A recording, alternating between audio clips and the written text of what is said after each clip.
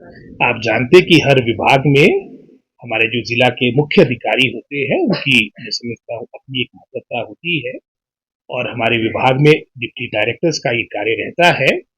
और काफी वर्षों से यानी 2020 के बाद कोई भी आपके निमित्त हमारे डिप्टी डायरेक्टर चाहे वो हायर एजुकेशन की बात हो, चाहे वो मैं समझता हूँ एलिमेंट्री एजुकेशन की बात हो, चाहे क्वालिटी कंट्रोल की बात हो, मॉनिटरिंग की बात हो, इंस्पेक्शन की बात हो, अधिकतर आपके पद रिक्त पड़े थे, कोई भी आपकी प्रमोशन नहीं हो पा रही थी और पिछले वर्ष यानी 2024 के अंत में हमने ये डीपीसी करवाकर ये आपके लगभग 41 में से जो लगभग आपके मैं समझता हूँ 39 पद आपके रिक्त थे, अधिकतर 4 को छोड़कर आपके सभी आपकी प्रमोशन हो चुकी है, पदोन्नति हो चुकी है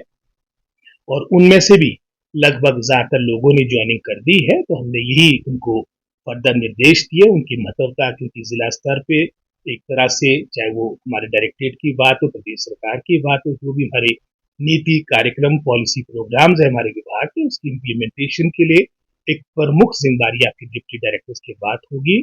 और आप जानते हैं कि गत 2 वर्षों में बहुत से ऐसे शिक्षा विभाग में रिफॉर्म सुधार किए गए हैं जिसके माध्यम से जो क्वालिटी एजुकेशन जिसमें कहीं ना कहीं कुछ कमी देखने को मिल रही है वो मैं समझता हूँ धरातल पे उसके अच्छे परिणाम आए। हालांकि आप जानते हैं कि कई हमारे को कठोर फैसले भी करने पड़े लेकिन उसके पीछे उद्देश्य एक ही था कि किस तरह से जो हिमाचल प्रदेश अपने शिक्षा के क्षेत्र में एक अलग स्थान रखता था, लेकिन जैसे मैंने पहले कहा कुछ वर्षों से आपकी गुणात्मक शिक्षा में कहीं ना कहीं जो गिरावट आई है, कमी आई है, उसमें सुधार हो और उसी सोच के साथ चाहे मर्जर ऑफ स्कूल्स की बात थी वो हमारी सरकार ने वो कार्य प्रारंभ किया। और आप जानते हैं कि उदाहरण के तौर पे अगर हम कंसोलिडेशन की बात करें, स्ट्रेंथनिंग ऑफ एजुकेशन डिपार्टमेंट की बात करें, मात्र हिमाचल प्रदेश में नहीं पूरे भारतवर्ष में कोई भी प्रदेश सरकार हो, किसी भी पार्टी के द्वारा वो मैं समझता हूँ चली हुई सरकार हो, हर जगह कंसोलिडेशन हो रही है। गवर्नमेंट ऑफ इंडिया के ये निर्देश है। आपके अभी हाल में ही आपका फाइनेंस मिशन भी हमारे शिमला आए थे, उनकी भी लगभग ये सजेशन थी और नीति आयोग हो, जितनी भी हमारी केंद्र की एजेंसीज है उनके द्वारा भी इस सोच के साथ आगे कार्य किया जा रहा है। और आप जानते हैं आपके बहुत से रिक्त पड़े पद थे वो हमने भरने की मैं समझता हूँ मुहिम चलाई हुई है और हाल में ही लगभग हमारे जो 700 लेक्चरर्स आपके हायर एजुकेशन में उनको भरने का भी मैं समझता हूँ काफी जो हमारे फार फ्लंग एरियाज है उनको प्राथमिकता मिल रही है। और हमने अपने विभाग में जो प्रमुख एक पैरामीटर रखा है वो मैं समझता हूँ इनरोलमेंट का रखा है। जिन स्कूलों को ज्यादा जहाँ पर इनरोलमेंट होगी, ज्यादा विद्यार्थी होंगे, स्टूडेंट्स होंगे प्रथम चरण में, क्योंकि आप जानते हैं कि सीमित साधन रहते हैं, सीमित मैन पावर है, पहली प्राथमिकता हमारी मैं समझता हूँ उन स्कूलों के लिए होगी, उन कॉलेजेस के लिए होगी जहाँ पर ज्यादा मैं समझता हूँ संख्या है हमारी स्टूडेंट्स की संख्या। और इसी क्रम में अभी हाल में हमारी जो पीजीटी की अपॉइंटमेंट्स हुई उसका भी हमने यही एक मानक रखा है, ज्यादा स्ट्रेंथ होगी और आने वाले समय में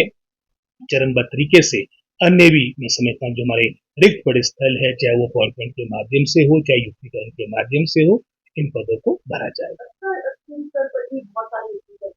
ये अब कोर्ट मैटर है, इसमें भी हमारी सीमा है कि हम एक सीमा से आगे नहीं बोल पाएंगे, लेकिन हमें आशा है क्योंकि 8 तारीख को ये मैटर लगा है, ऑनरेबल हाई कोर्ट भी सारी बातों को समझेगा और ये आउटसोर्स मात्र हिमाचल प्रदेश में पूरी गवर्नमेंट ऑफ इंडिया किसी प्रदेश सरकार की तरफ जाएंगे वहां पर अधिकतर जो अब मैं समझता हूँ नियुक्तियां हो रही उसमें बहुत बड़ी संख्या आपकी आउटसोर्स के माध्यम से होती है। और वैसे भी अगर मैं समझता हूँ अगर आप रेशियो देखेंगे सर्वाधिक जो सरकारी क्षेत्र में एज पर पॉपुलेशन जो हमारे मैं समझता हूँ एम्प्लॉयज लगे हिमाचल प्रदेश में लगे तो आउटसोर्स के माध्यम में, और इसको आउटराइट रिजेक्ट करना भी गलत है। जो उसमें कमियां हैं उसको दुरुस्त करना पड़ेगा and we should wait for it, जब उसका फर्दर उसका जो मैं समझता हूँ उस पर आदेश आते हैं, जजमेंट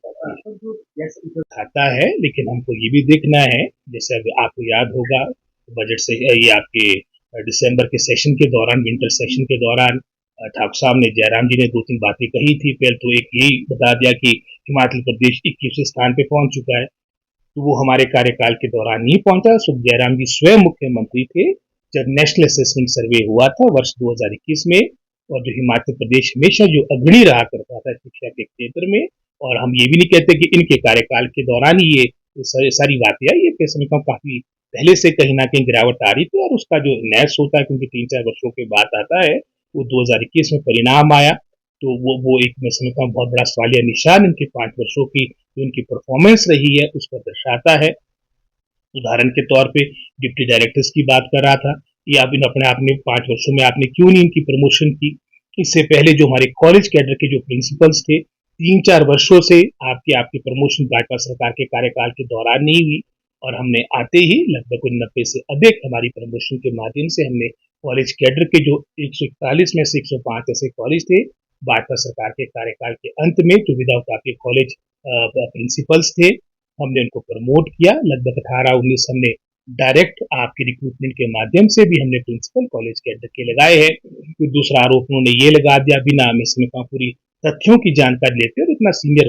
मैं समझ जब राजनीतिक ये बात रखता है तो उसका अपना एक अर्थ होता है। उन्होंने ये बात कही थी कि हजारों बच्चे अब जो हमने स्कूल बंद किए उसके कारण हजारों बच्चे अब शिक्षा से दूर हो गए। हमने जब पूरी उसकी जानकारी प्राप्त की जो मैंने हाउस के अंदर भी बात रखी थी, आज तक मैं समझता हूँ गत 2 वर्षों में लगभग कोई 1094 आपके प्राइमरी स्कूल मिडिल स्कूल आपके मैं समझता हूँ मर्ज किए गए या डिनोटिफाई किए गए और इसमें से 1094 में से लगभग 675 स्कूल ऐसे थे जहां पर जीरो इनरोलमेंट थी। तो ये क्या गलत किया जो हमने जीरो इनरोलमेंट वाले जहां पर आपके मैं समझता हूँ सैकड़ों की संख्या में टीचर हमारे को जो मिले हैं तो वो उन स्कूलों में भेजे गए जहां पर आपके मैं समझता हूँ जो विदाउट टीचर स्कूल थे जिसकी संख्या भाजपा सरकार के कार्यकाल के दौरान 2022 के अंत में 350 के आसपास थी। हमारे प्रयासों के द्वारा युक्तिकरण के माध्यम से डायरेक्ट रिक्रूटमेंट के माध्यम से ये संख्या अब 350 से 125 में रह चुकी है। लगभग 3400 आपके सिंगल टीचर स्कूल थे, उसकी संख्या भी आज वर्तमान में 2600 के आसपास रह चुकी है। निरंतर सरकार के द्वारा प्रयास हो रहे और जो उन्होंने कहा था कि हजारों की संख्या में बच्चे अब मैं समझता हूँ अब शिक्षा से दूर हो गए उसकी भी पूरी जानकारी प्राप्त की है और उसमें जो टोटल जो आपके मैं समझता हूँ 400 से अधिक जहां पर बच्चे थे कहीं 1 या 2 उन सभी बच्चों की लगभग जो संख्या थी वो लगभग कुछ 674 के आसपास थी जिसमें से 674 में से लगभग 90% से ऊपर मैं समझता हूँ बच्चों ने अपने स्थानीय साथ वाले जो एडजॉइनिंग स्कूल थे जहां पर मर्ज किया गया था वहां पर उन्होंने अपनी एडमिशन ले ली। मात्र 50-60 बच्चे थे और वो भी अधिकतर हमारे जिला शिमला में थे क्योंकि यहाँ पर हमारी माइग्रेंट पॉपुलेशन भी रहती है उसमें अधिकतर हमारे नेपाली लोग विशेषकर जो एप्पल सीजन के दौरान हमारे क्षेत्र में आते हैं तो हमारे जिले में ये भी कारण हो सकता है। तो लगभग मैं समझता हूँ अधिकतर बच्चों ने जो हमारे डीनोटिफाई स्कूल हुए थे या जो मर्ज स्कूल हुए हैं उन्होंने अपने एडजॉइनिंग स्कूल में एडमिशन ले लिए क्योंकि हमने नोटिफिकेशन के साथ ये भी सुनिश्चित किया था कि हमारे डिप्टी डायरेक्टर्स हमारे ब्लॉक एजुकेशन ऑफिसर ये भी इंश्योर करेंगे सुनिश्चित करेंगे इन बच्चों की एडमिशन। कुछ वर्ग है जो रैगिंग पॉलिसी की मांग कर रहे हैं मीडिया वाला जो रास्ता निकला है वो एसएमसी के लिए और ये बोलना आसान होता है इसको धरातल पे लाना बड़ा कठिन होता है और अभी तो वैसे होता है एसएमसी का भी चलो काफी आगे स्टेज पे पहुंच चुका है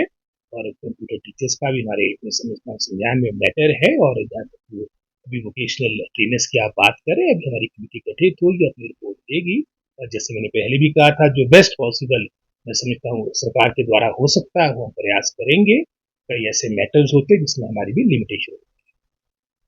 धन्यवाद आप सबका। और फिक्र हमेशा मेरे साथ रहता है। भूषण ज्वेलर्स अनमोल रिश्तों के लिए।